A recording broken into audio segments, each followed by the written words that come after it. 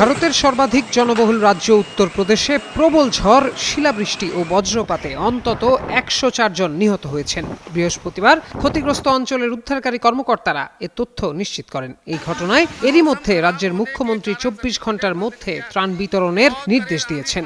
ঝড়ের দমকা হাওয়ায় বিভিন্ন জায়গায় উপড়ে গেছে গাছ ও বিলবোর্ড, ভেঙে গেছে বিদ্যুতের খুঁটি এবং ক্ষতিগ্রস্ত হয়েছে শত শত কাঁচা ও আধা পাকা ঘরবাড়ি। বার্তা সংস্থা রয়টার্সের তথ্য বলছে, ঝড়ে মৃত্যুর পাশাপাশি অন্তত ৮৭টি বাড়ি ক্ষতিগ্রস্ত হয়েছে। মারা গেছে ১১৪টি গবাদি পশু। রাজ্যের ত্রাণ কমিশনার ঋষিকেশ ভাস্কর যশোদের কার্যালয়ের বরাতে রয়টার্স জানায়,